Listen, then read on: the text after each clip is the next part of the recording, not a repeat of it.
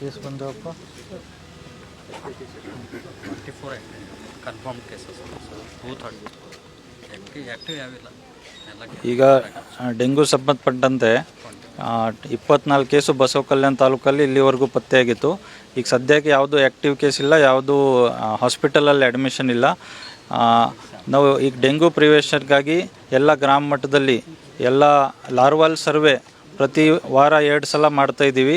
ಅಂದರೆ ನಮ್ಮ ಆಶಾ ವರ್ಕರ್ಸು, ಪಂಚಾಯತಿ ಸ್ಟಾಫು ಎಲ್ಲ ಮನೆ ಹೋಗಿ ಎಲ್ಲೆಲ್ಲಿ ನೀರು ನಿಂತಿದೆ ಅದು ಎಲ್ಲ ಚೆಕ್ ಮಾಡಿ ಲಾರ್ವಾ ಅದರಲ್ಲಿ ಪತ್ತೆ ಆದರೆ ಅದು ನೀರೆಲ್ಲ ಚೇಂಜ್ ಮಾಡಿ ಈ ಥರ ಮನೆ ವಿಸಿಟ್ ಮಾಡಿ ಲಾರ್ವಲ್ ಸರ್ವೆ ಕೂಡ ಮಾಡ್ತಾಯಿದ್ದಾರೆ. ಮತ್ತೆಲ್ಲ ಪಂಚಾಯತಿಯಲ್ಲಿ ಕ್ಲೀನಿಂಗು, ಎಲ್ಲೂ ಮಳೆ ನೀರು ನಿಂತ್ಕೋಬಾರ್ದು, ಬೇರೆ ನೀರುಗಳು ನಿಂತ್ಕೋಬಾರ್ದು, ಹಾಗೂ ಫಾಗಿಂಗ್ ಈ ಎಲ್ಲ ಕ್ರಮಗಳನ್ನು ತಗೋತಾ ಇದ್ದೀವಿ. ಮತ್ತು ಎಲ್ಲೆಲ್ಲಿ ಸಾಧ್ಯ ಇದೆ ಅಲ್ಲಿ ಮಕ್ಕಳಿಗೆ ಓಡೋಮಾಸ್ ಇವು ಮಾಸ್ಕಿಟೋ ಕ್ರೀಮ್ ಏನು ಬರುತ್ತೆ ಅದನ್ನು ಕೂಡ ವಿತರಣೆ ಮಾಡ್ತಾ ಇದ್ದೀವಿ. ಈ ಥರ ಹಲವಾರು ಕ್ರಮಗಳನ್ನು ನಾವು ಮತ್ತು ಆರೋಗ್ಯ ಇಲಾಖೆ ವತಿಯಿಂದ ತಗೋತಾ ಇದ್ದೀವಿ. ಜೊತೆಗೆ ನಗರ ಪ್ರದೇಶದಲ್ಲೂ ಕೂಡ ನಮ್ಮೆಲ್ಲ ಆಶಾ ವರ್ಕರ್ಸು, ಅಂಗನವಾಡಿ ವರ್ಕರ್ಸು, ನಗರ ಮುನ್ಸಿಪಾಲ್ಟಿ ಸ್ಟಾಫು ಎಲ್ಲ ಮನೆ ಹೋಗಿ ಈ ಥರ ಕ್ಲೀನಿಂಗು, ಫಾಗಿಂಗು ಈ ಎಲ್ಲ ಚಟುವಟಿಕೆಗಳನ್ನು ಕೂಡ ಮಾಡ್ತಾಯಿದ್ದಾರೆ.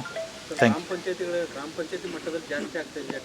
ಗ್ರಾಮ ಪಂಚಾಯತಿ ಸ್ವಚ್ಛತೆ ಕಾಪಾಡ್ತಾರೆ ಕೆಲವೊಂದು ಗ್ರಾಮಗಳಲ್ಲಿ, ಅವೇನಾದ್ರೂ ದೂರ ಬಂದಿದೆಯಾ ತಪ್ಪು ಅಂತ? ಈ ಮಳೆ ಬರ್ತಾ ಇರೋದ್ರಿಂದ ಕೆಲವೊಂದು ಜಾಗದಲ್ಲಿ ಮಳೆ ನೀರು ನಿಂತ್ಕೋತಾ ಇದೆ ಅಂತ ಕಂಡು ಬರ್ತಾ ಇದೆ. ಸೊ ನಾವು ತಕ್ಷಣವೇ ಗ್ರಾಮ ಪಂಚಾಯತಿಯಿಂದ ಎಚ್ಚರಿಕೆ ವಹಿಸಿ ನೀರನ್ನು ನಿಂತ್ಕೋಬಾರ್ದು, ಆ ಥರ ಯಾವುದೇ ಸಂಗ್ರಹಣೆ ಆಗಬಾರ್ದಂತ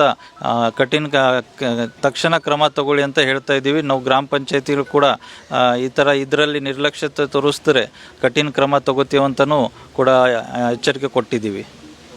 ಥ್ಯಾಂಕ್ ಯು.